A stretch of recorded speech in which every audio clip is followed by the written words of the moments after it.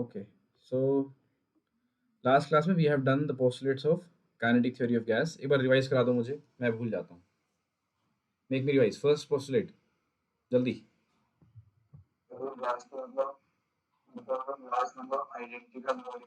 Yes, first चीज आती है आपके पास कि a gas is composed of a very large number of identical molecules, first. Second one, बिल्कुल, इन मॉलिक्यूल्स के अंदर रैंडम मोशन होता रहेगा।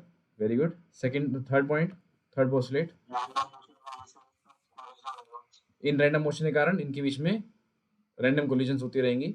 फोर्थ पॉइंट,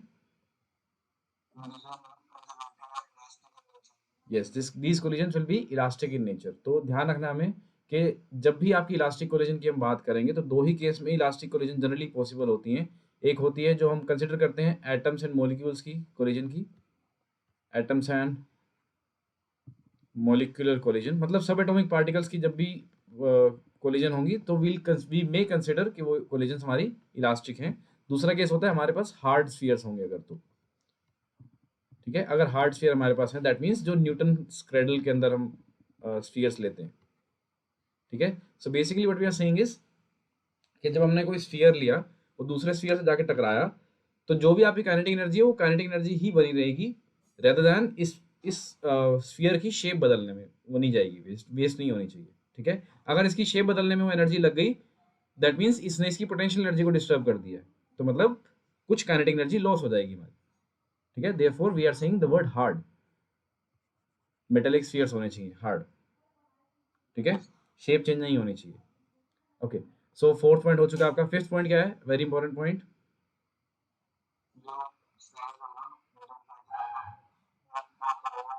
बिल्कुल। सो जो भी आपके मॉलिक्यूल्स का साइज होगा, बिल्कुल ठीक, वो डिस्टेंस की एक और चीज इसमें ट्रांसलेट करते हैं हम वॉल्यूम की टर्म्स में, एक और बताओ।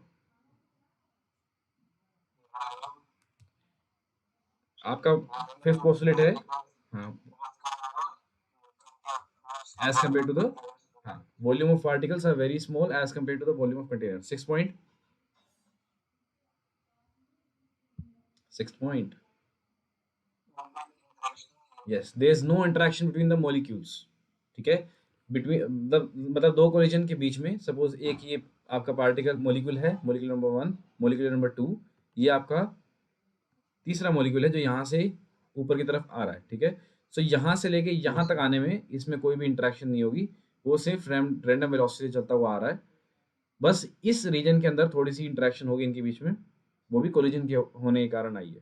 ठीक है, एंड देन अगेन इसके बाद यहाँ से ट्रेवल करने के बाद भी देर इज नो इंटरेक्शन, सिर्फ इंटरेक्शन हो रही है सिर्फ और सिर्फ टच होते टाइम, कोलाइड होते टाइम। ठीक है, एंड ऐसा बोल सकते हैं हम कि भाई ऐसा थोड़ी इंटरेक्शन होगी, होगी नहीं कोई भी, बिकॉज इसके अंदर कुछ इलेक्ट्रॉन्स हैं, इसमें कुछ प्रोटॉन्स होंगे, या इसमें इलेक्ट्रॉन्स भी होंगे, तो या तो रिपल्शन होगा या अट्रैक्शन होगा।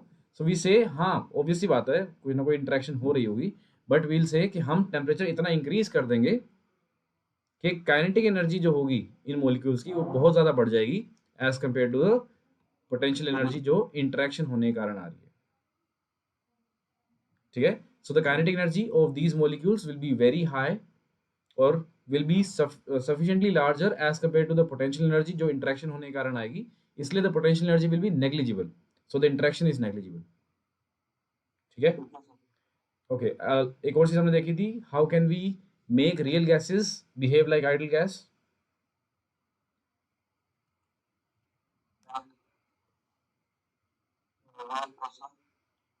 at low pressure and high temperature, ऐसा क्यों है?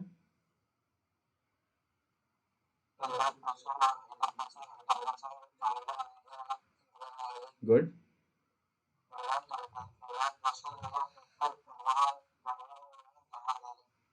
हाँ, वॉल्यूम ज़्यादा दे रहे हैं तो जो वेसल की वॉल्यूम है that is very large as compare to the volume of one particular molecule. ठीक है, वो हमारा फिफ्थ पोस्टुलेट को वैलिडेट करा रहा है।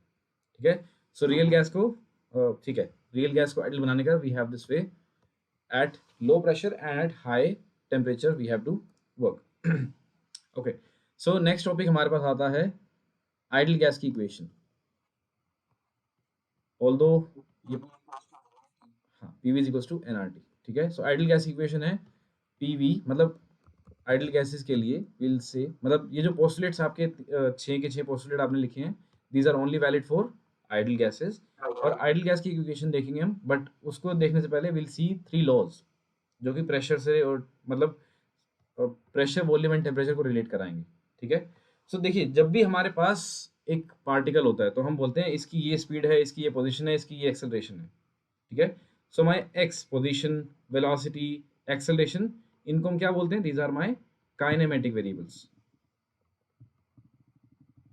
ठीक है, ये मेरे क्या हैं? These are my kinematic variables. ठीक है, मेरे ऑब्जेक्ट के मोशन को, मेरे पत्थर के मोशन को, चौक के मोशन को, पार्टिकल के मोशन को, ये 3 वेरिएबल्स डिस्क्राइब करते हैं। उसका मोशन ये 3 वेरिएबल डिस्क्राइब करेंगे। ठीक है, बट अगर मेरे पास कोई थर्मोडायनेमिक वेरिएबल है तो PVT are my thermodynamic variables. ठीक है, अपने मोशन को, अपनी मतलब अपने गैस के आइडेंटिटी को मैं पीवीटी की टर्म्स में बताऊंगा कि मेरे पास एक गैस है जो कि इस टेम्परेचर पे है, उसकी इतनी वॉल्यूम है और वो इतने प्रेशर पे है। ठीक है, if I define number of moles also, तो मैंने अपनी पूरी गैस को डिफाइन कर दिया कि मेरी गैस ये चीज कर रही है। ठीक है, so these are my thermodynamic variables. Okay, so pressure, volume, temperature को रिलेट करते हुए वी हैव 3 लॉज।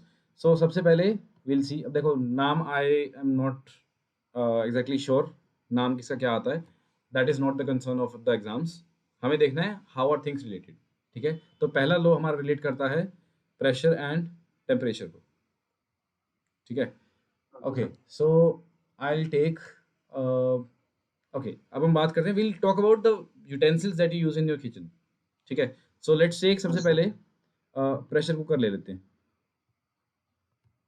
ठीक है, आपने कुकर लिया एंड उसमें आपने दाल चावल whatever you want to cook, आपने एक बीकर लिया, मतलब कुकर लिया आपने, उसके अंदर दाल आपने रख के and then you close the lid. ठीक है, तो इसके लिए what will remain constant? Volume. ठीक है, तो यहाँ पे हमारे पास वॉल्यूम कांस्टेंट रहेगी। तो अब क्या कर रहे हो आप? इनिशियली कुछ T1 टेम्परेचर पे, मतलब जो भी आपका रूम टेम्परेचर है उस पे आपका पानी, दाल, चावल whatever it is at temperature T1, इसका कुछ प्रेशर कितना आएगा? P atmospheric initially. ठीक है, देन सीटी लगनी स्टार्ट होंगी। सीटी लगने से जस्ट पहले क्या होगा? टेम्परेचर कुछ T2 हो चुका होगा और प्रेशर कितना होगा? कुछ कुछ P2 आएगा। ये सुनो, तो if the volume is constant, तो आपसे मैं सिंपली पूछ रहा हूँ, हम करते क्या है? हम सिर्फ गैस को, लाइक गैस पे इसको रखते हैं, तो हम बर्तन को गर्म कर रहे हैं। What is happening? प्रेशर अंदर बढ़ रहा है, घट रहा है? अंदर प्रेशर इंक्रीज हो रहा है, डिक्रीज हो रहा है?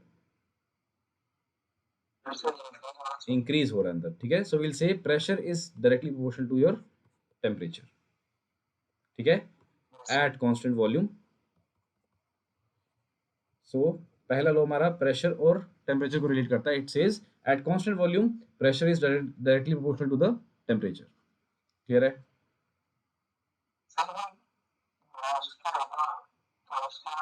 हाँ बिल्कुल सेम लो है ये, आप थर्मोडायनेमिक्स आपने वहां पढ़ी है, बिल्कुल सेम आ रहा है यहाँ पे भी, फिजिक्स में भी। अभी हम सिर्फ इसको ओवरव्यू देखेंगे बिकॉज इस चैप्टर में है। इस पे बेसिक जो भी न्यूमेरिकल्स एंड ऑल वो सब लगेंगे वो हम थर्मोडायनेमिक्स में देखेंगे। ठीक है, सो नाम आप चेक कर लेना, नाम I don't recall. Charles law, maybe Gay law हो सकता है, I am not exactly sure, ना मैं याद रखता हूँ नाम, that you can check, but rule ये है। ठीक है, ओके, सेकंड लॉ जो है हमारा, that relates volume and temperature. ठीक है, वॉल्यूम एंड टेम्परेचर को रिलेट करना है आपने एट कांस्टेंट प्रेशर। ठीक है, अब आपको किचन में से ढूंढ के लाना है कौन सा बर्तन यूज करोगे जिसमें प्रेशर कांस्टेंट रहता है और वॉल्यूम और टेम्परेचर बदलती रहेगी। You can think of any utensil that might obey और that might give you an idea कि ये वाला रूल कैसे एग्जीक्यूट हो सकता है। हाँ जी, विच यूटेंसिल विल यू यूज? कौन सा बर्तन यूज करोगे ताकि प्रेशर कांस्टेंट रहे? अच्छा, प्रेशर होगा कितना? इनिशियली कितना होता है? एटमॉस्फेरिक। बाद में भी कितना होना चाहिए? एटमॉस्फेरिक। तो ऐसा कौन सा बर्तन है जो खुला होएगा? पतीला, भगोना, टी पॉट। ठीक है, तो आपने क्या किया, टी पॉट के अंदर चाय चढ़ाई है, ठीक है, पानी बॉईल करना है आपको, आपने इसको फ्लेम पे रख दिया, ठीक है।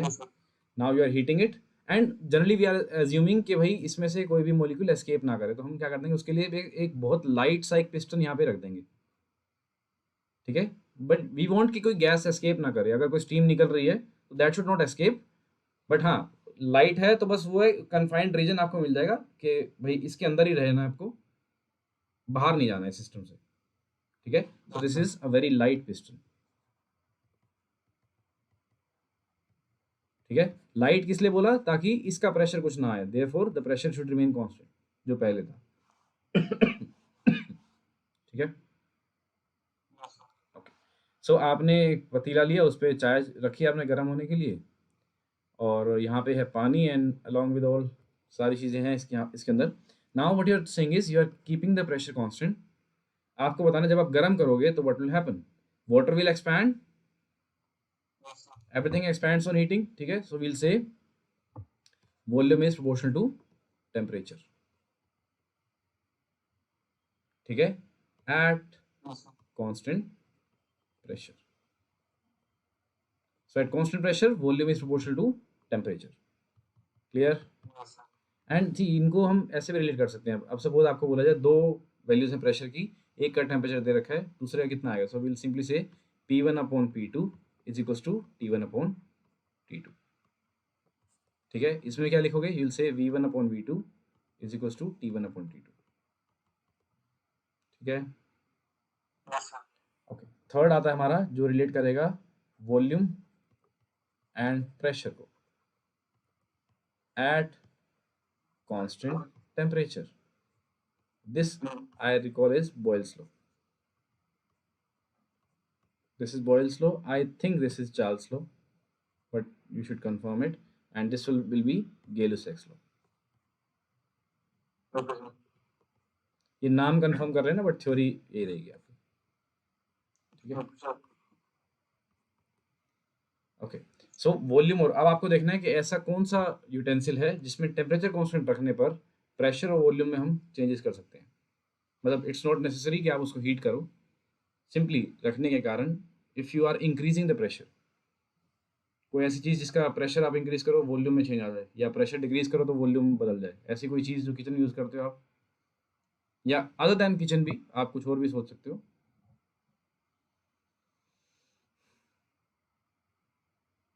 बिल्कुल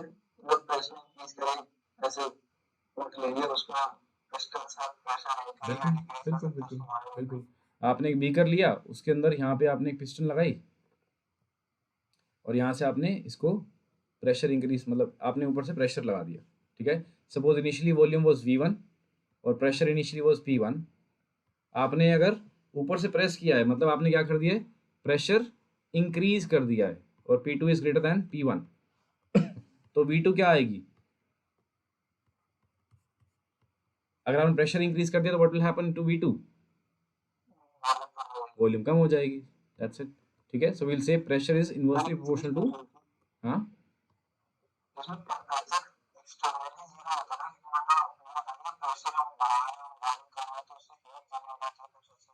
तो वी एज्यूम कि मतलब अगर आपको ऐसा भी लग रहा है तो क्या करोगे, हीट अप होने दो and then allow the temperature to come down to the same temperature जो पहले था, ठीक है, और extract some heat.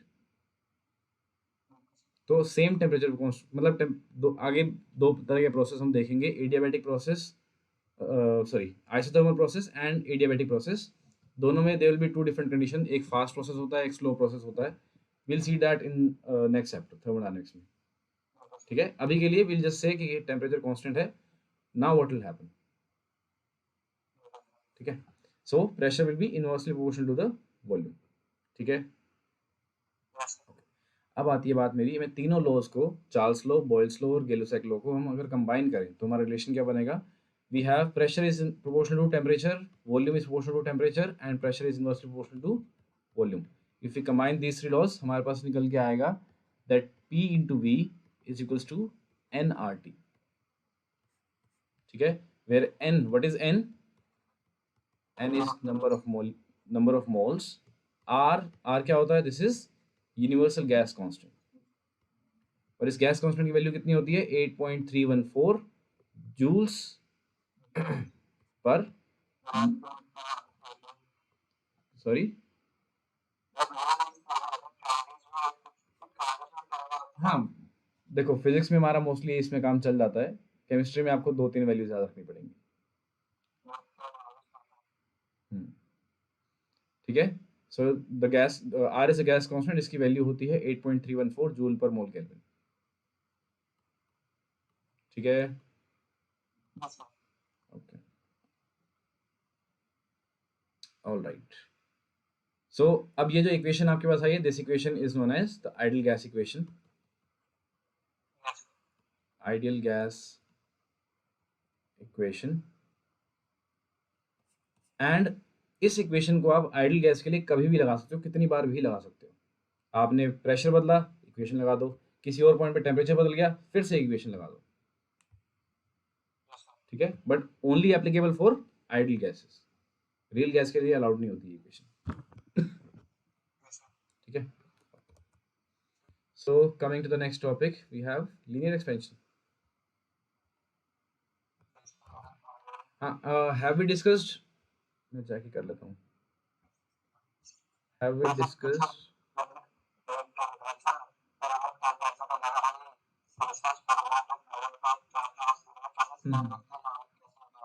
Okay okay. हाँ मतलब एक वो चीज़ थी कि हम एब्सोल्यूट मतलब केल्विन स्केल होता ही क्या है, हमें वो देखना है। ठीक है, so what happens was pressure versus temperature का ग्राफ बनाया गया फॉर डिफरेंट गैसेस।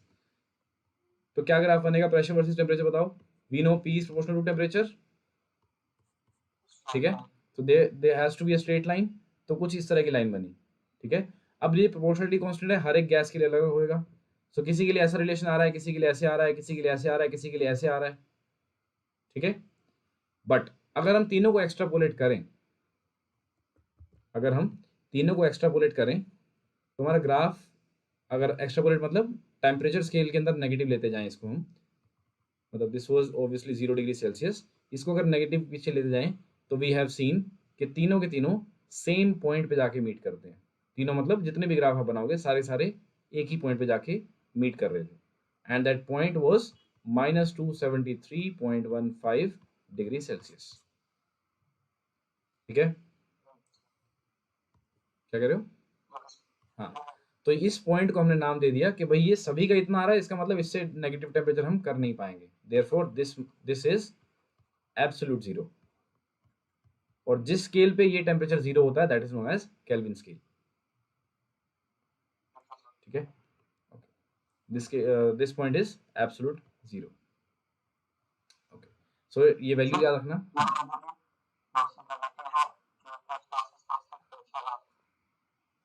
पॉसिबिलिटी देखो, इस टेम्परेचर को अचीव करना ही एक्चुअली अभी तक इम्पॉसिबल है। ये एक्स्ट्रापोलेट किया था हमने, यहाँ तक -50 डिग्री तक देखा, मान लो अप्रोक्सीमेटली हम सही -50 -100 तक देखा, हमने कहा और नीचे जाना है मुझे, और नीचे नहीं जा पाए। ठीक है, बट हमने एक्स्ट्रापोलेट किया ग्राफ को, और पीछे लाइन लगा के देखा, जो स्ट्रेट लाइन थी उसको टाइम एक्सिस टेम्परेचर एक्सिस से मिला के देखा, दिस गेव अस -273.15। ठीक है, और हमने जो मतलब लास्ट 4-5 साल पहले का मुझे याद है, अभी रिसेंट की कोई रिसर्च हो तो मुझे पता नहीं, 0 पॉइंट मतलब बेसिकली 10⁻⁸ केल्विन तक हम जा चुके हैं, exact zero we have not achieved, मतलब 0.00000001 केल्विन, यहाँ तक हम पहुंचे हैं, absolute zero we have not reached yet. ठीक है, तो अभी तक यही नहीं आया, तो नेगेटिव की तो बात ही क्या करें। ठीक है, बट हमने हीट की बात करी थी, राइट?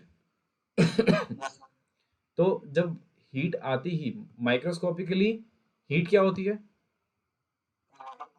Kinetic energy. ठीक है, and at 0 kelvin all the motion will cease to happen, सारा मोशन रुक जाएगा, तो उससे टेम्परेचर कम होगा भी क्या? ठीक है, जब सारा मोशन रुक चुका है, हीट उससे, हीट तभी आती है बिकॉज काइनेटिक एनर्जी थी, काइनेटिक एनर्जी जीरो हो चुकी है, तो टेम्परेचर और कम कैसे करेंगे? ठीक है, मतलब देखो ये अभी तक की थ्योरी है, आगे कुछ चेंजेस हो जाएं, इट इज पॉसिबल। ठीक है, नथिंग इज इम्पॉसिबल, तो हम बोलेंगे things have not been discovered yet, अभी तक कुछ नहीं आया ऐसा। ठीक है, आने को आपको इस चैप्टर में इंटरेस्ट आ जाए, आप इसमें घुस जाओ कि मैं तो -1 केल्विन ला के दिखाऊंगा, हो सकता होगा कोई फिर -100 भी लेके आएगा, but you have to work on it. अभी तक कुछ ऐसा नहीं है।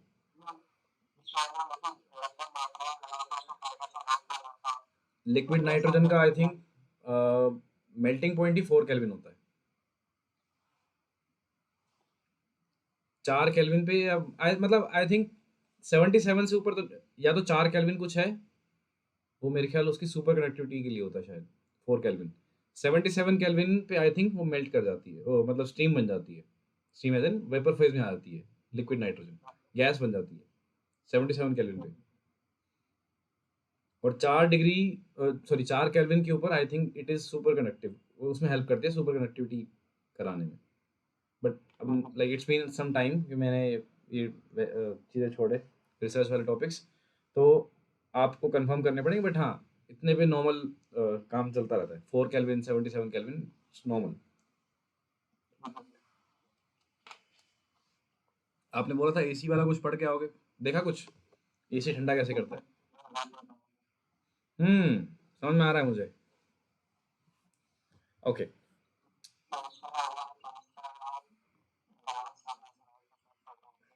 कोई बात नहीं। ओके, इतना क्लियर है, कोई डाउट इसमें? सो प्रेशर, वॉल्यूम, टेम्परेचर तीनों के अलग अलग रिलेशन भी हैं, उन तीनों को कंबाइन करके we have ideal gas law which is P equals to nRT। Okay, now we have in NCERT we have linear expansion.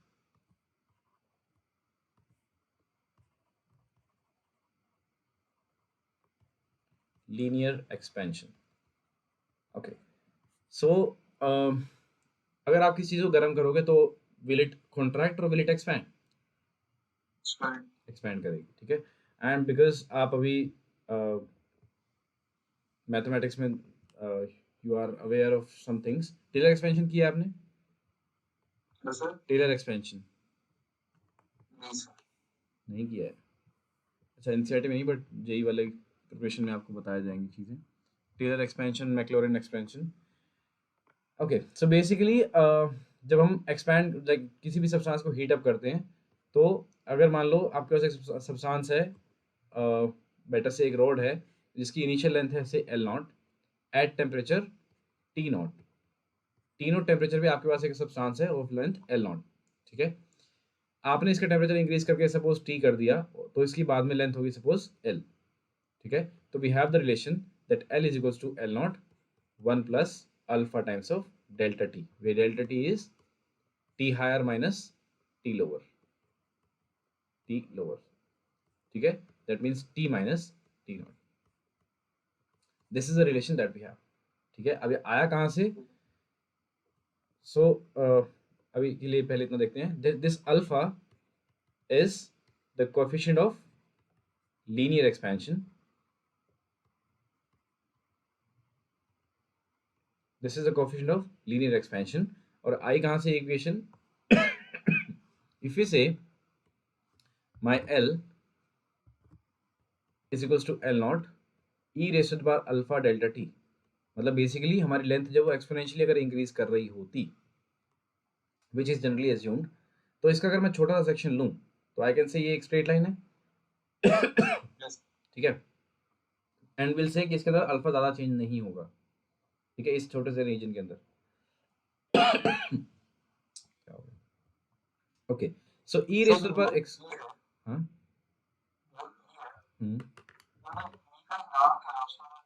E is the exponential number, मतलब ई की एक वैल्यू होती है, एक मिनट। सो बेसिकली अगर कोई चीज़ इस तरह से बढ़ती है, अभी मैं एक्सप्रेशन लिखता हूँ।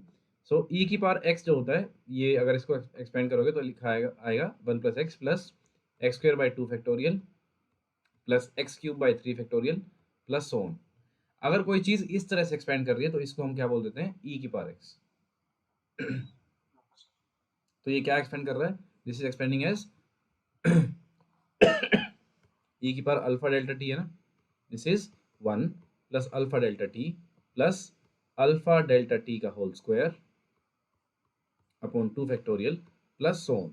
तो basically what we are saying is कि जो हमारा ग्राफ है मतलब इसकी लेंथ जो है वो एक्सपोनेंशियली इंक्रीज कर रही है। मतलब उसकी लेंथ कैसे इंक्रीज हो रही है, सपोज यहाँ पे आई एक्स की वैल्यू, काम करो 1 पुट कर दो, लेट्स पुट ई की पावर 1, क्या आएगा 1 plus 1 plus 1/2 plus 1/3 plus 1/6, 4 factorial 24, 5 factorial 1/120।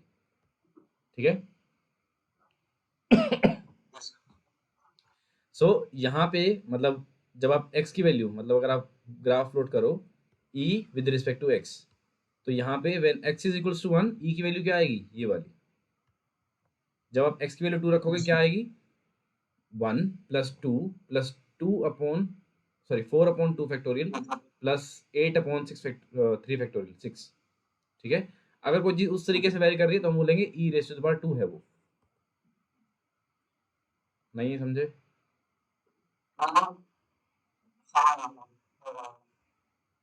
So basically आपने एक बढ़ती हुई चीज को एक नाम दे दिया है। अगर इस पैटर्न से इंक्रीज कर रही है तो e raise to the power 1 है। ठीक है। E raise to the power मतलब exponential increase is a pattern of increase. अगर एक यही पर्टिकुलर पैटर्न हुआ तो it will be e raise to the power x, otherwise it could be e raise to the power x squared और something else. ठीक है।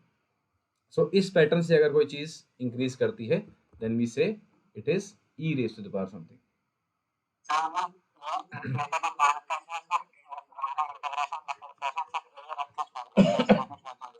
अब यार ये पूरा जो है फंडामेंटल वो आपको मैथमेटिक्स के टीचर बताएंगे। कोचिंग में आप जाके जरूर पूछना और मुझे भी आके बताना खैर। ठीक है। मतलब फंडामेंटल क्या है, लॉगरिथम, और ये आपकी होती है एक सीरीज है आप एक्चुअल में कि इस तरह से पैटर्न अगर कोई चीज़ फॉलो कर रही है तो will say this is exponentially increasing. ठीक है। Okay. So I have a relation that L is equals to L naught 1 plus alpha delta t, where alpha is the coefficient of linear expansion. तो alpha की unit क्या बनेगी,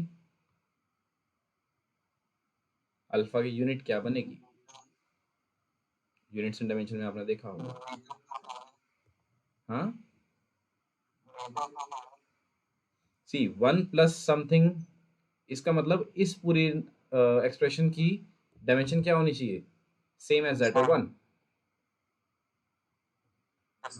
है ना। तो ये पूरी क्वांटिटी आपकी डायमेंशनलेस होनी चाहिए। तो alpha into T is equals to dimensionless. तो अल्फा की डायमेंशन क्या आएगी, 1 अपॉन टाइम इनवर्स, मतलब 1 upon time that means temperature inverse, time inverse क्या है, के इनवर्स आएगा। ठीक है। डायमेंशन क्या बनेगी, के इनवर्स, और you can also say this is equals to temperature का इनवर्स बनेगा।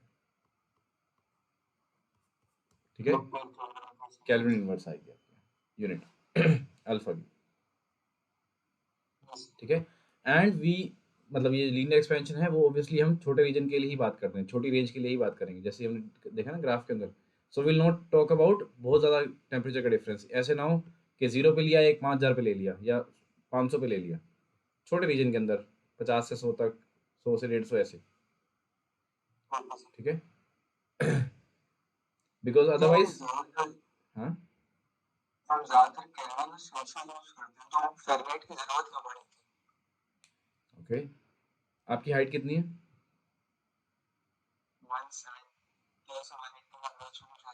170 मान ली, चलो 175 मान लो, एवरेज मान लिया। ठीक है। 175 सेंटीमीटर। ओके। आपके जो सामने लैपटॉप खुला है उसकी स्क्रीन की साइज कितना है, 16 इंचेस। यार ये यूनिट क्यों सेम नहीं बता रहे तुम, इंचेस की जरूरत क्या पड़ी। डिफरेंट चीज़ों के लिए this has been a convention कि डिफरेंट चीज़ें सेट हो गई हैं, मतलब एक डिफरेंट यूनिट सेट हो चुकी है। ठीक है। तो ऐसा नहीं है कि इसकी जरूरत क्या पड़ी। भाई पहले टाइम में राजा होते थे, इसका मन किया तो इसने सोने के सिक्के चलाए, इसका मन किया इसने कॉपर के सिक्के चलाए, इसका मन किया इसने सिल्वर के चलाए। अब जो इन्फ्लुएंस जिसका बढ़ गया उसके फॉलो होते रहे। ठीक है। एक एफपीओ सिस्टम है जहाँ पे ब्रिटिश लोग आके राज कर रहे थे, वहाँ पे एफपीओ सिस्टम थोड़ा ज़्यादा प्रिवेल हो गया, फुट पाउंड सेकेंड्स वाला। ठीक है। और जहाँ पे वो नहीं आए वहाँ पे मैट्रिक सिस्टम आ गया आपका, ऐसा यूनिट्स वाला। जहाँ पे सिंपली पढ़ाई आई पहले, वहाँ पे मैट्रिक सिस्टम आ गया। ठीक है। उसके बाद भी जहाँ पे जरूरत लगी तो वहाँ पे फिर भी मैट्रिक हमारे यहाँ पे ब्रिटिश राज था, still we are following SI units. तो एसआई यूनिट्स फॉलो होता ताकि हम कम्युनिटी में बात कर सके अपनी, लेकिन वो होता ना कुछ नसों में बसा होता है। तो अभी भी हम अपने घर की जो एक सीलिंग की हाइट होती है उसको भी फुट्स में नापते हैं कि भाई 6 फुट की मतलब 10 फुट की हमारी हाइट है छत की। बट यहीं हम अपनी हाइट आपने सेंटीमीटर में बताई है, यहाँ से लेके किसी डिस्टेंस तक स्कूल तक का डिस्टेंस आपका किलोमीटर में आता है। ठीक है। Okay, so this is the coefficient of linear expansion alpha. तो अगर आपके पास लेंथ में एक्सटेंशन हो रही है, आपने एक ऑब्जेक्ट है जिसकी लेंथ आपको दे रखी है एंड उसको आप हीट अप कर रहे हो, उसकी लेंथ में extension will be given by this relation. ठीक है। सिमिलर तरीके से we have extension in area also. So we have areal expansion. Areal expansion के लिए we have the same relation बिल्कुल, but A is equals to some A naught 1 plus beta times delta T.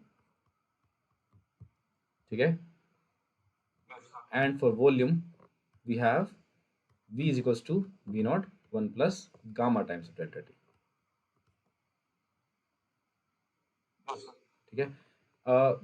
This beta is known as, क्या बोलेंगे इसको, coefficient of areal expansion. This gamma is known as coefficient of volume expansion.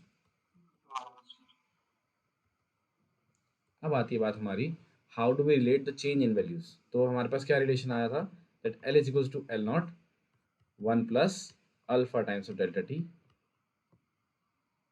ठीक है। मैं इसको थोड़ा सा open up करूंगा। So I have L is equals to L not plus L not alpha delta T.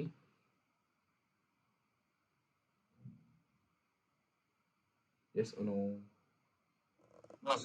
ठीक है। सो एल नॉट को मैं इधर ले जाऊंगा, I will get L minus L not is equals to L not alpha delta T. L minus L naught मतलब मेरा change in length कितनी है, so I write delta L is equals to L not alpha delta T. So delta L upon L becomes my alpha times of delta T, और these two are the same equations. ये दोनों आपके आगे काम आएंगे। ठीक है। So delta L is equals to L not alpha delta T, या फिर ये किसके बराबर है, this is the strain. Strain is होता है delta L upon L, change in length upon actual length. ठीक है। So delta L upon L not is equals to alpha times of delta T. ठीक है। सेम तरीके से we can also write delta A is equals to A not beta delta T, and similarly we can write delta V change in volume is equals to V not gamma delta T. ठीक है। Okay, so we have done the thermal expansions. अब हमें इनको relate करना है, मतलब आपके alpha beta and gamma को। So let's take a example. अच्छा, यहीं से एक बार स्ट्रेस के बारे में बात कर लेते हैं। थर्मल स्ट्रेस के बारे में एनसीईआरटी में मेंशन्ड है। सो व्हाट हैपेंस इज, ये मुझे स्ट्रेन दिख गए यहाँ पे। ठीक है। अब मैं थर्मल स्ट्रेस के बारे में बात करेंगे। Thermal stress, what happens is अगर मैं क्लोज्ड दीवार के अंदर, मतलब फिक्स्ड मेरे पास वॉल्स मेरे पास फिक्स्ड हैं, लेकिन इन वॉल्स के बीच में मैं एक रोड रख देता हूँ।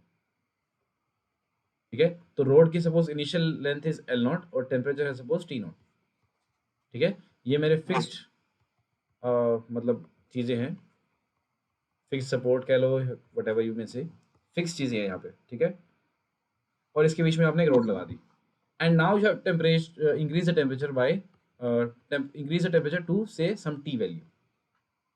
ठीक है। ये आपका इनिशियल है, this is your final temperature. तो बाद में लेंथ इंक्रीज हो पाएगी क्या इसकी, नहीं हो पाएगी। It the length wanted to increase, लेकिन लेंथ इंक्रीज नहीं हो पा रही है। ठीक है। सो विल से कि थर्मल स्ट्रेस कितना आएगा, उसके बारे में कैसे देखेंगे हम। विल से भाई इसकी इक्वेशन क्या आएगी, L is equals to L not 1 plus alpha times of delta T. ठीक है। So again will quote the same relation, delta L is equals to L not alpha delta T, and I'll have delta L upon L naught is equals to alpha times of delta t। ठीक है। ये क्या है मेरा, this is my strain. और इसको मैं अगर यंग्स मॉडुलस की टर्म्स में लिखूं तो I will write Young's modulus क्या होता है, this is stress upon strain. तो स्ट्रेस मतलब थर्मल स्ट्रेस, ठीक है। सो थर्मल स्ट्रेस ये क्या आएगा, Young's modulus into strain, that means y into delta L upon L not, that means y into alpha times of delta. ये मेरा आ गया thermal stress. yes or no? Yes, sir. This is Young's modulus times alpha times delta t. This is the thermal stress. Okay, now let us take an example.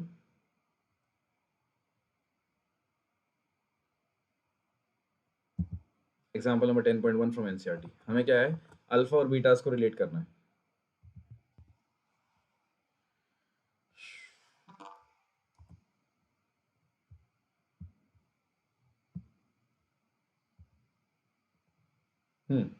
Can you tell me a way how can we do it? Show that the coefficient of area expansion delta A upon A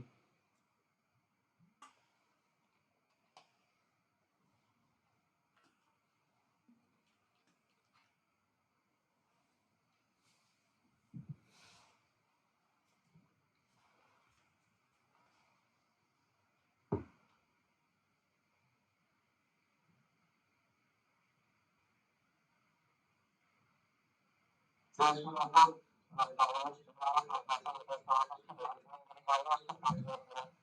very good.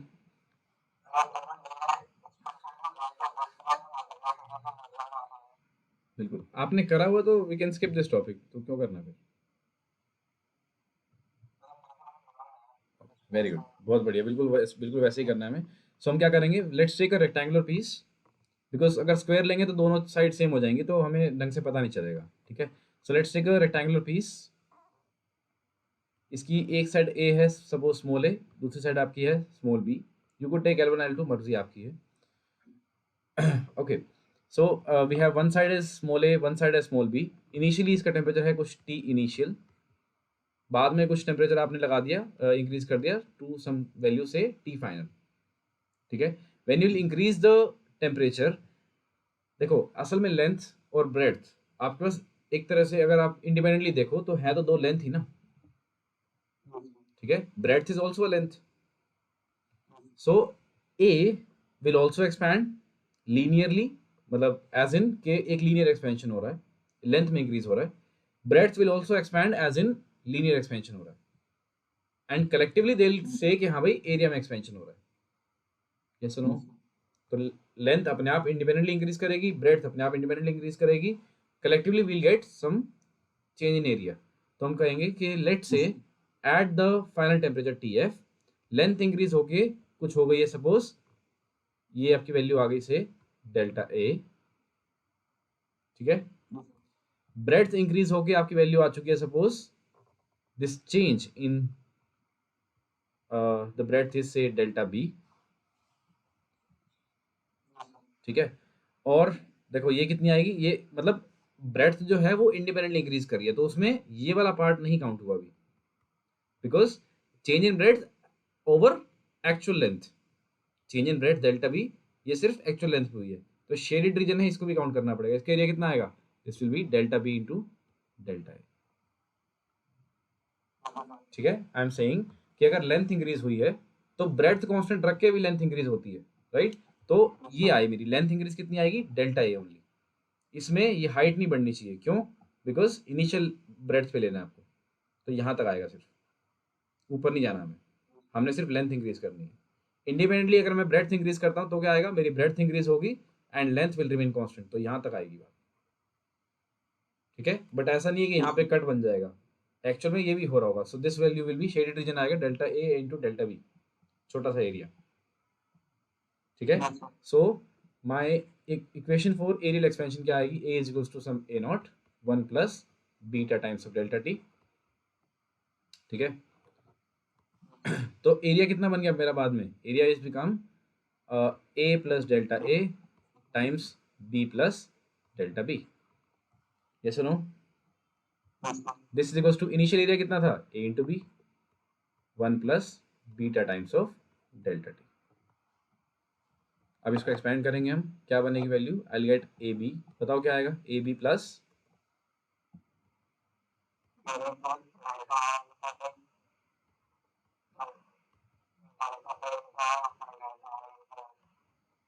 ठीक है,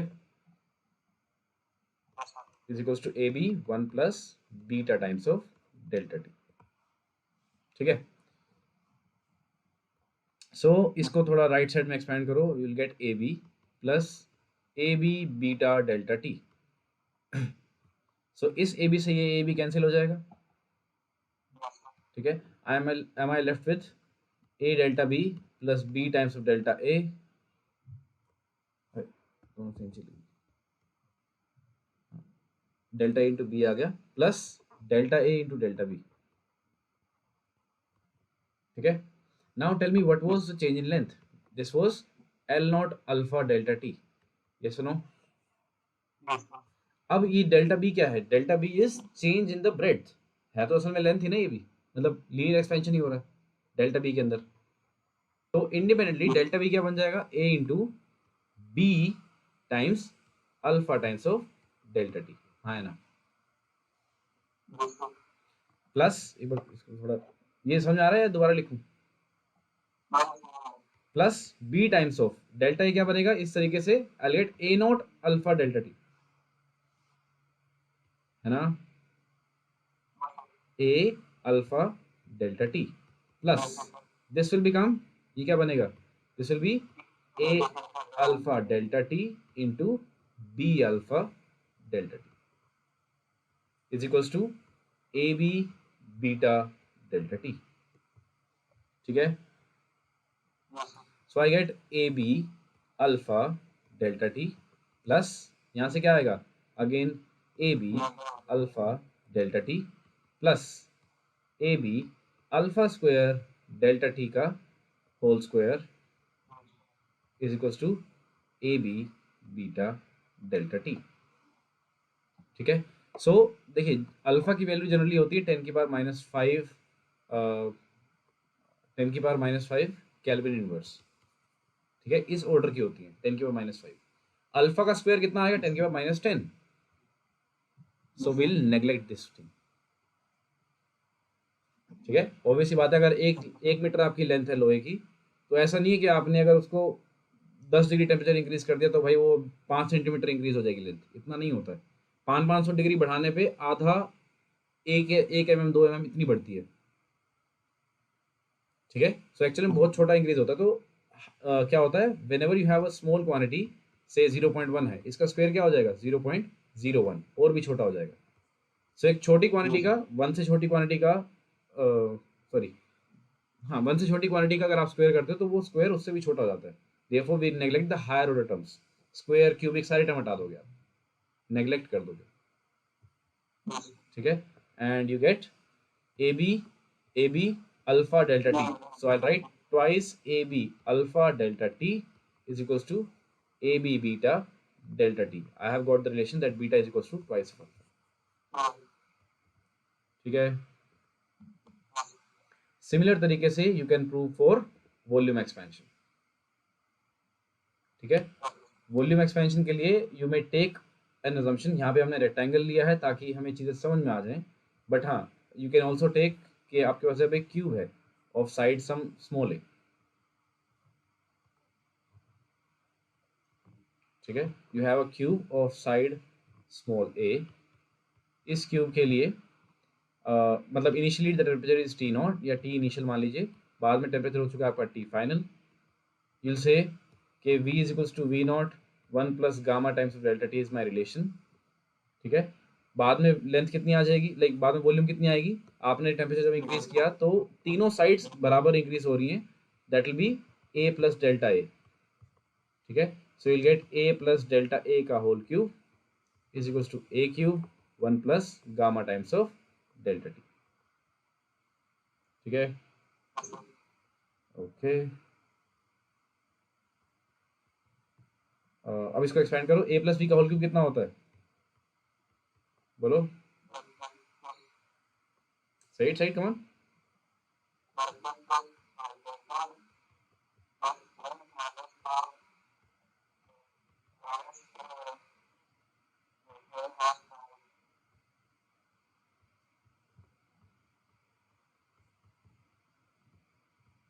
ठीक है। Again you will से कि delta A क्या होता है, तो ये क्या बनेगा, this is A cube plus delta A becomes A alpha delta T का cube plus 3a² delta A plus 3a alpha delta T का whole square is equals to A cube 1 plus alpha delta T. ठीक है, again will say नेगलेक्टिंग this term. हाँ बोलो।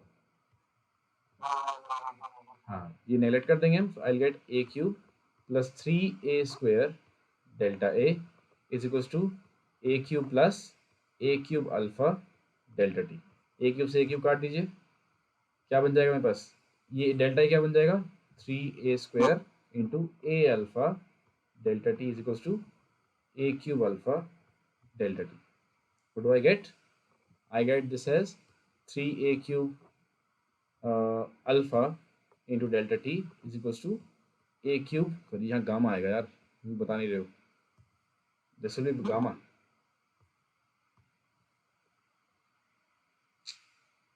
यहाँ पर gamma बनेगा, यहाँ गामा है। ठीक है, so this becomes a cube gamma delta T. So delta T से डेल्टा टी उड़ा दीजिए, ए क्यूब से ए क्यूब गया, I have that my gamma is equals to thrice of alpha. So I have found the relation between alpha, beta and gamma. तो क्या relation बना मेरे पास, हाँ हाँ ये रहा, यहाँ लिखा होगा। ठीक है, so I have that gamma is equals to thrice of alpha and beta is equals to twice of alpha.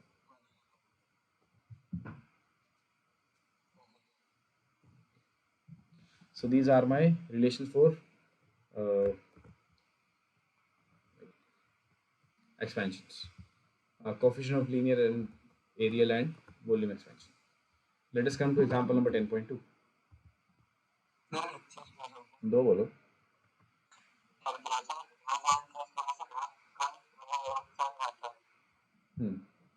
तो मतलब ऐसे तो कभी हो नहीं सकता कि हम लोग जैसे डेली बेसिस में जैसे कोई भी आइटम का सामान बाहर रखा हुआ है, उसमें टेम्परेचर इंक्रीज डिक्रीज क्लाइमेट आता रहता है, उसका बहुत सारा साल क्यों लगेंगे, टेम्परेचर बढ़ना चाहिए ना, चाहे इंस्टेंट हो जाए चाहे कैसे हो। अच्छा ओके, आपके ग्लोबल वार्मिंग के कारण टेम्परेचर फर्क आ जाएगा ये।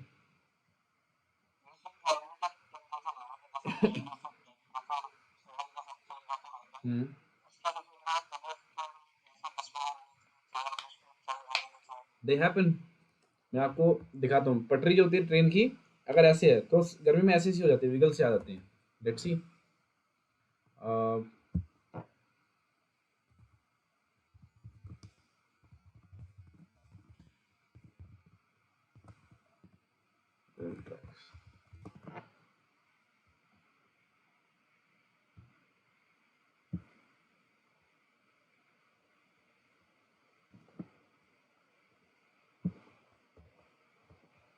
ये लो, गर्मी से ही इतना हो जाता है।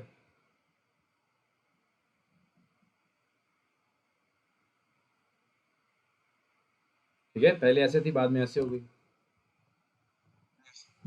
ठीक है, और अच्छा एक चीज़ और, आप सड़क पे चलते हो, मतलब जब फ्लाईओवर आते हैं ना, तो आपने देखा होगा कि मतलब जनरली जब फ्लाईओवर इंडिया में जैसे बनते हैं तो वो क्या होता है कि गाड़ी में आवाज़ आती है, जैसे फॉर एट रेगुलर इंटरवल्स बीच में गैप डाला होता है पुल के अंदर। ठीक है, वो रोड लगा रखी होती है एक लोहे की, उसमें गैप डाला होता है। वो किस लिए होता है, ताकि कंक्रीट अगर हीट के कारण एक्सपैंड करे गर्मियों में, तो इतना स्पेस हो कि वो एक्सपेंड कर पाए, ऐसे ना हो कि वो बाहर निकल जाए, टेढ़ा मेढ़ा हो जाए, तो पुल टूट जाएगा। तो गैप छोड़ा जाता है ताकि एक्सपैंड हो सके।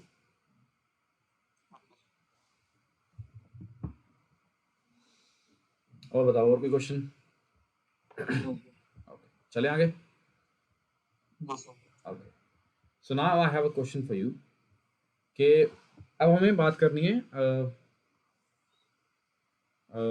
Basically we need to talk about कि how many variables do I need, how many variables do I need to define the motion of a particle correctly. ठीक है, कि कितने मुझे डायमेंशंस में काम करना पड़ेगा to define the motion of a particle. Suppose ये मेरा y कोऑर्डिनेट है, this is my x coordinate, and मेरा जो पार्टिकल है that is only moving along x direction, इधर की तरफ जा रहा है. How many coordinates do I need to define the motion of this particle completely? I need just one variable x. Yes or no? Yes, sir. So I need just one variable. ठीक है. अगर यही particle अगर y में जा रहा हो, how many variables do I need? दो. दो सिर्फ y में जा रहा है. हाँ, तो there will be just one motion, just one variable required to specify the motion of this particle. ठीक है. अब what if my particle is going in this direction? एक straight line में जा रहा है but inclined at an angle. How many variables do I need to define the motion of a particle which is following this pink line? 3. दो direction में काम हो रहा है.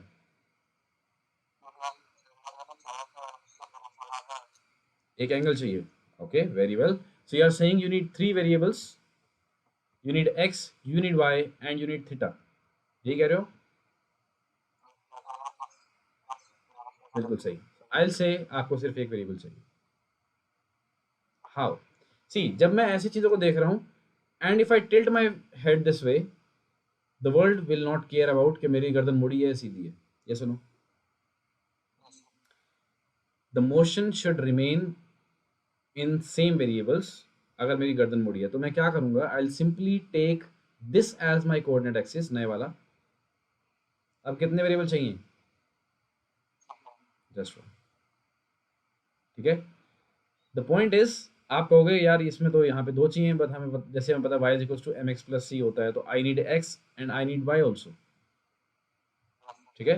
बट द थिंग इज कि जब आपके पास एक कंस्ट्रेंट इक्वेशन आती है कि भाई मुझे पता है ये लाइन हमेशा स्ट्रेट ही रहेगी और ये एक पर्टिकुलर एंगल थीटा पे होगी, आई कैन रिलेट एक वेरिएबल को मैं यहाँ से हटा सकता हूँ थीटा की वैल्यू पता होने के कारण. So I will be needing one variable. मेरे को एक वेरिएबल चाहिए होगा प्लस एक इक्वेशन चाहिए होगी, कंस्ट्रेंट इक्वेशन के ये थीटा ही कांस्टेंट फिक्स रहेगा भाई, ये 45 डिग्री रहेगा, 30 डिग्री रहेगा, ये मेरे को इक्वेशन भी चाहिए होगी. So I will be needing one variable and one constraint equation. Clear है? ओके. नाउ हमें दो वेरिएबल कब चाहिए होंगे on a 2D motion, 2D या इस मोशन के लिए. अगर ऐसे जा रहा है तो I have seen that we need one variable. अगर मोशन इस तरीके से हो रहा है आई नीड टू वेरिएबल्स. ठीक है. Okay. Now let us come to another important thing कि इस मोशन के लिए how many variables do I need? दो. ओके.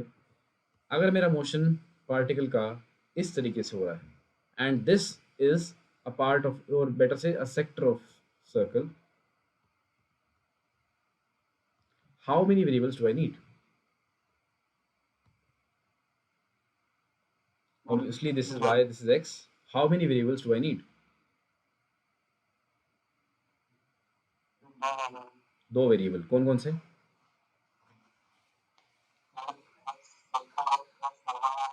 मतलब बेसिकली उसका सर्कमफ्रेंस है. सर्कल का सर्कमफ्रेंस पे एक चीज घूम रही है. ठीक है. Suppose this is the particle जो कि सर्कमफ्रेंस के ऊपर घूम रहा है सर्कल के. ठीक है. फॉरगेट, चलो पूरा सर्कल है, forget it is a sector, simply पूरा सर्कल के ऊपर एक पार्टिकल घूम रहा है, उसके मोशन को डिस्क्राइब करने के लिए how many variables do I need?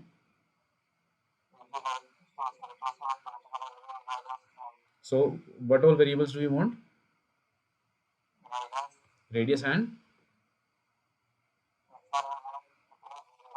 Theta. Basically theta you want. ठीक है. रेडियस एंड द एंगल, किसी भी एक पर्टिकुलर पॉइंट से उसका एंगल चाहिए आपको. ठीक है. ओके. आई से अगेन मुझे एक ही वेरिएबल चाहिए. कैसे? आई से मेरा आर तो फिक्स्ड है, so I will be needing किस एंगल पे मेरा पार्टिकल है with reference to the X axis. मेरा पार्टिकल कितने एंगल पे है? लेट से वो एक थीटा एंगल है एंड वी कैन से कि भाई मैं इस डायरेक्शन में लाइक काउंटर क्लॉकवाइज ले रहा हूँ, तो मेरा एक ही वेरिएबल मुझे चाहिए which is theta. And I say plus एक constraint equation which is that R is equals to fixed. R की वैल्यू फिक्स्ड है ना? मेरा आ गया ना. एक ही वेरिएबल चाहिए मुझे थीटा. अब इसी में दो वेरिएबल कब चाहिए होते हैं मुझे, अगर मेरा पार्टिकल ऐसे जा रहा होता तो when R is also changing. अब मुझे चाहिए भाई आर कितना है इस टाइम पे और थीटा कितना है, then I will be needing two variables. But अभी मेरे एक में काम चल जाएगा, एक वेरिएबल प्लस एक कंस्ट्रेंट इक्वेशन के आर मेरा फिक्स्ड है, R is equals to say 5 centimetre 10 centimetre minus whatever, minus तो क्या थी बट पॉइंट में भी आ सकता है, but that value could be value has to be fixed. Okay so अब थोड़ा इस पिक्चर को ध्यान रखना है आपको। अच्छा एक आपसे क्वेश्चन पूछता हूँ, लाइक जो होती है ना घूमने वाली खिड़कियाँ होती हैं, suppose this is your window pane, window frame, चौखट आपकी है, इसमें दो खिड़कियाँ लगी हैं, हम सिर्फ एक के बारे में बात करेंगे। यहाँ पे हिंजेस लगे हैं, एक दो तीन, और एक खिड़की ऐसे खुल रही है, like it is coming, it is going that way, ऐसे खुल रही है, ठीक है। इसका जो हैंडल है उसका मोशन डिस्क्राइब करने के लिए आपको कितने वेरिएबल्स चाहिए, जो इस खिड़की का हैंडल है जहाँ से पकड़ के आपने इसको खोला है, हाँ कितने वेरिएबल चाहिए, सिर्फ एक, वेरी गुड। सो सिर्फ ये, again this will also ट्रेवर्स a sector of a circle, तो आपको सिर्फ एक वेरिएबल चाहिए, ठीक है। सो नाउ सर्कल आते ही हमें ध्यान नहीं रखना कि भाई हमारे पास दो वेरिएबल हैं, हमें एक से भी काम चल जाएगा हमारा, ठीक है, when the radius is fixed. अब आते हैं एग्जांपल नंबर 10.2 पे। सो क्वेश्चन पढ़िए, A blacksmith fixes iron ring on the rim of a wooden wheel of a horse cart। तो वो था ना पुराने टाइम में, लाइक बैलगाड़ी के ऊपर आपको, बैलगाड़ी का पहिया होता था वो लकड़ी का होता था, उसके ऊपर एक लोहे की रिम लगा दे ताकि लकड़ी घिस ना जाए जल्दी से, ठीक है, या टूट ना जाए जल्दी से, या रास्ते में अगर टूट भी गई तो अलग ना हो जाए एकदम टायर, ठीक है। तो उसके ऊपर एक लोहे की रिम लगा देते थे, लकड़ी का टायर है उस पर एक लोहे की रिंग लगा दी ताकि बंधा रहे वो पूरा, ठीक है। तो आपको बोला डायमीटर ऑफ द रिम, लकड़ी का जो डायमीटर है वो ये दे रखा है आपको, आयरन का जो रिंग है उसकी डायमीटर आपको ये दे रखा है, और रिंग ऑब्वियसली टायर के ऊपर लगेगी, ठीक है। To what temperature should the ring be heated so that it fits the rim, तो रिंग हमें उसके ऊपर चढ़ानी है, ठीक है। इनिशियली टेम्परेचर आपको दे रखा है 27 degree Celsius, and obviously NCERT question है तो हमें जो टेबल्स को हम ऑब्वियसली रेफर कर सकते हैं। I will provide you the value of coefficient of thermal expansion of iron, ये दे रखा है 1.2 10 की power -5, alpha for iron is 1.2 into 10 की पावर -5 यूनिट केल्विन इनवर्स, ठीक है। देख रहे हो ना वैल्यू 10 की पावर -5 में आ रही है। तो हमें बताना है कि कब ये रिंग जाके रिम पे आराम से चढ़ जाएगी, and coefficient is given, what will you apply, लगाओ जल्दी लगाओ। So this is my initial length, this is my final length, length मतलब डायमीटर, बस। इनिशियल टेम्परेचर आपको पता है, फाइनल टेम्परेचर आपको निकालना है, अल्फा दे रखा है, hurry up.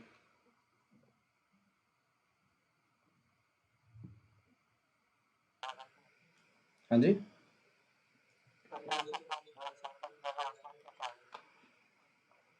173, let's check answer क्या है।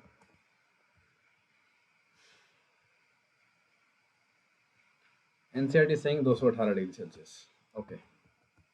तो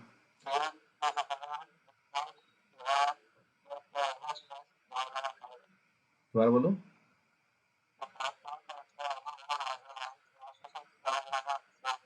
भाई एक बात देखो, फर्क कितने का है यहाँ पे, डेसिमल्स में फर्क है, 5.243231, तो कितना है, 1 सेंटीमीटर का फर्क है सिर्फ, तुम 5 लोगे तो हो गया फर्क, ठीक है। सो क्या लिखोगे आप, you will say delta L is equals to L not alpha delta T, ठीक है। तो अब डेल्टा एल कितना है इन दोनों का डिफरेंस, विच इज 0.012 मीटर्स, इतना ही है ना। इनिशियल लेंथ आपकी ये वाली है, तो 5.231 metres into alpha, alpha is 1.2 10 की पावर -5 इंटू डेल्टा टी, मतलब जो भी टेम्परेचर टी है -27, ठीक है। सो ध्यान रखिए, आफ्टर दिस चैप्टर आपकी नेसेसिटी हो जाएगी कि आप उसके टेम्परेचर को हमेशा केल्विन में लिखो। इस चैप्टर में आपकी थोड़ी सी छूट है। वाई? बिकॉज यहाँ पे हम चेंज निकालते हैं। सो चेंज केल्विन में और सेल्सियस में दोनों में सेम आएगा, बट नेक्स्ट चैप्टर में आपको सारी वैल्यूज केल्विन में ही रखनी है। सो अभी से थोड़ी हैबिट बनाना स्टार्ट कर दीजिए इस चीज़ की। ओके, सो ये आपको डेल्टा एल दे रखा है, this is the initial length, और ये आपका अल्फा है। सो विल से t माइनस 27 विल बी, इसको डेसिमल्स में लिखते हैं हम, विल से 1.2 इंटू 10 की पावर माइनस 2 अपॉन 5.231 इंटू 1.2 10 की पावर माइनस 5। इससे कट गया बिल्कुल। So you get 1000 upon 5.231। देखो 1000 बाय 5 कितना होता है? 200। नीचे डेसिमल आपका बढ़ गया है, ठीक है। और देखो 1000 बाय 6 कितना होता? This would be 160।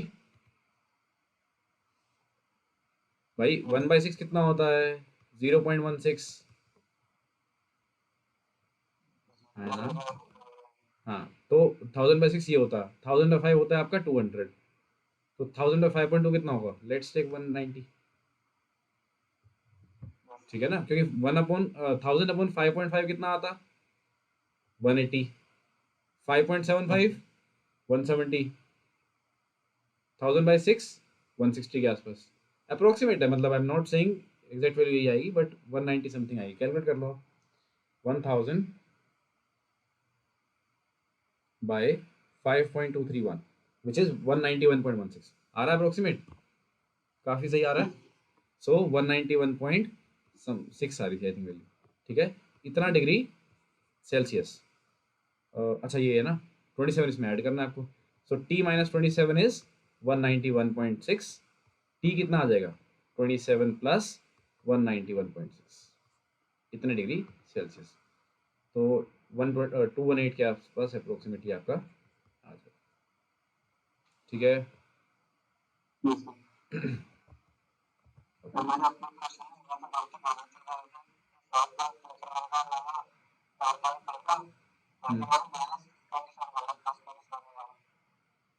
अच्छा आपका 170 प्लस, हाँ वही वही वही गड़बड़ हुई है फिर। एक तो आपका अप्रोक्सीमेशन और वो चीज़, ठीक है। Let us take okay, NCERT में आपके इतने दो ही न्यूमेरिकल दे रखे हैं इस पे पेज। तो अभी कोई डाउट है इसमें? Let us now come to heat capacity.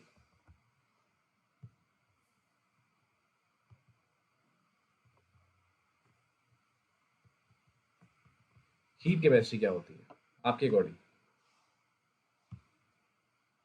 What is heat capacity?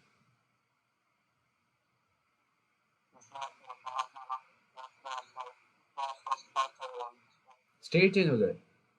कैसा स्टेट? मेरे पास मिट्टी रखी है, मेरे पास मिट्टी रखी है, उसका स्टेट मुझे चेंज करना है, क्या स्टेट आएगी? पानी बन जाएगी? क्या बन जाएगी? हीट कैपेसिटी क्या होती है? So heat capacity is, write down, definition लिख लीजिए, बिकॉज बिना डेफिनेशन के ये टॉपिक थोड़ा कंफ्यूजिंग लगेगा आपको। Heat capacity is the amount of energy, heat capacity is the amount of energy required to raise the temperature of, heat capacity is the amount of energy or amount of heat, basically heat is also energy, so amount of energy required to raise the temperature of any mass of a substance, to raise the temperature of any mass of a substance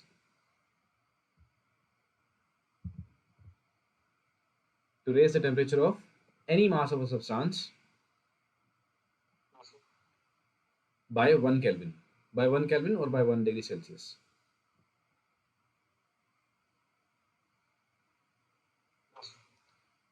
So heat capacity is the amount of heat energy required or amount of energy required to raise the temperature of any mass of a substance by 1 Kelvin. तो कोई भी substance आपके पास रखा है, suppose 1 kilo सामान रखा है, उसके अंदर अगर आपको हीट इंक्रीज करनी, मतलब उसका टेम्परेचर 1 डिग्री बढ़ाना है, तब जो इतनी एनर्जी चाहिए होगी, एंड 100 किलो रखा है वही सब्सटेंस का, तो हीट कैपेसिटी दोनों के लिए अलग अलग आएंगी, ठीक है। फॉर सेम सब्सटेंस, मान लो पानी ही है, उसका टेम्परेचर आपको 1 डिग्री बढ़ाना है, 1 किलो में कम हीट चाहिए होगी आपको, 100 किलो में ज़्यादा चाहिए होगी, तो हीट कैपेसिटी छोटे वाले के लिए या कम मास के लिए कम आएगी, ज़्यादा के लिए ज़्यादा आएगी, ठीक है। Therefore this particular value becomes less significant because mass से रिलेट नहीं हो रही है, मतलब हर मास पे बदल रही है, तो हम किसका ध्यान रखेंगे, कितने की वैल्यू ज़्यादा रखेंगे, ठीक है। बट बिकॉज एक टॉपिक है तो will see, so amount of heat energy required कितनी आ जाएगी, this will be simply C times of delta, because mass of substance नहीं है यहाँ पे, तो सी क्या बन जाएगा, C is my heat capacity, ठीक है। इसकी यूनिट क्या बनेगी, जूल्स पर केल्विन, ध्यान रखना यहाँ सेल्सियस नहीं आएगा, it is always in SI units, ठीक है। Next comes the specific heat, specific heat और स्पेसिफिक हीट कैपेसिटी, ये क्या होता है, स्पेसिफिक वर्ड जुड़ चुका है, मतलब स्पेसिफिकली आपको बताना है। अब लिखिए इसके लिए,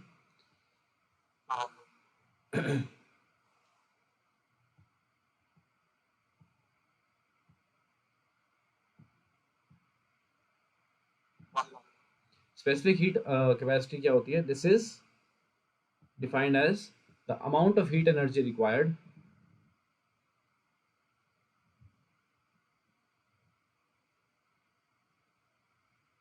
this is defined as the amount of heat energy required to raise the temperature of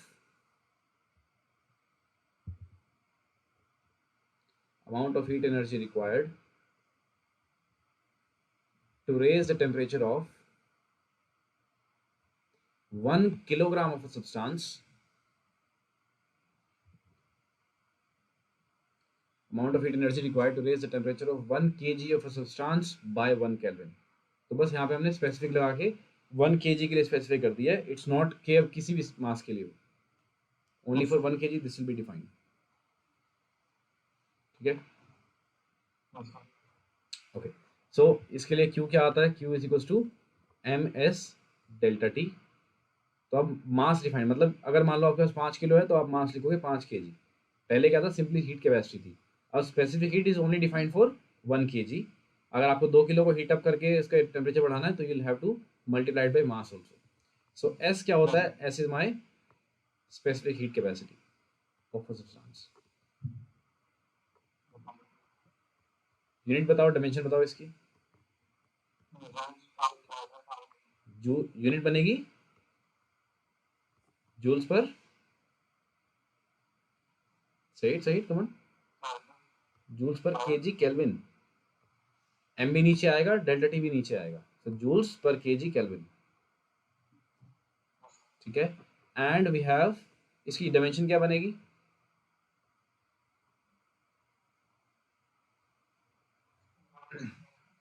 joules की होती है ml2t-2 वर्क डन वाली, kg m केल्विन के माइनस के की वैल्यू बनाएगी यहाँ पे, ऊपर जाके -1 बनेगा, m से m cancel out, so L2t-2 k-1,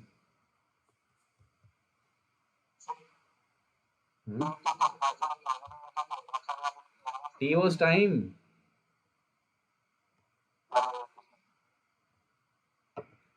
fundamental units chapter number 1, ठीक है। एक होता है इसी में मोलर स्पेसिफिक हीट,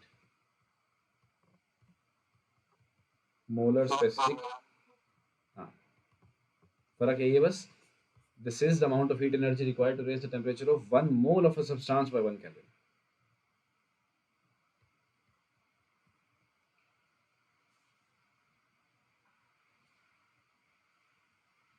ठीक है। इसकी यूनिट क्या बनेगी, एस मोल, ये क्या बनेगी, this is an S molar times delta T, इसकी यूनिट क्या बनेगी, जूल्स पर मोल केल्विन, डायमेंशन क्या बनेगी इसकी,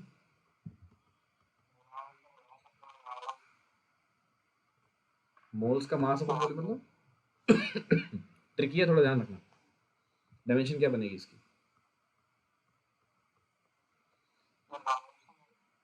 सी इट इज ml2t-2, तो सेम रहेगा। मोल्स की डायमेंशन क्या होती है, dimensionless. Mole itself is a fundamental quantity, तो मोल ही रहेगी एंड केल्विन। तो क्या बनेगी, Ml2 T-2 mole inverse kelvin inverse. ठीक है, जो डायमेंशंस होती हैं हम उसको फंडामेंटल यूनिट्स की टर्म्स में, फंडामेंटल क्वांटिटीज की टर्म्स में डिफाइन करते हैं। क्लियर है? Okay. अब बिकॉज गैस के लिए it's not easy to define 1 kilogram for gas, so we define it in molar specific heat only. But molar specific heat for gases can be defined in two ways. One is at constant pressure, one is at constant volume. ठीक है, तो एक तो क्या किया आपने, pressure cooker के अंदर एक गैस को बंद किया, ठीक है, और आपने इसको हीट अप करते गए।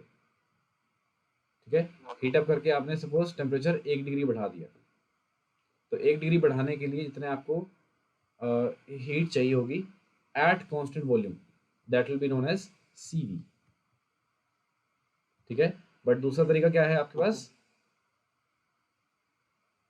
1 मोल आपने गैस ली, इस बीकर के अंदर डाली, टेम्परेचर आपने अब 1 डिग्री बढ़ाया, बट ये सपोज आपका लाइट पिस्टन है। ठीक है, so now the pressure is constant, तो volume will keep on increasing, so this will be CP, amount of heat energy required to raise the temperature of 1 mole of a gas by 1 Kelvin at constant pressure। इसमें क्या आएगा, amount of heat energy required to raise the temperature of 1 mole of a gas by 1 Kelvin at constant volume। ठीक है, सो this will B CV, this will be CP। And thermodynamics because आपने chemistry में पढ़ा है, तो I think ये चीज़ें उसमें आई होंगी। चलें आगे। हाँ जी, क्या कह रहे हो?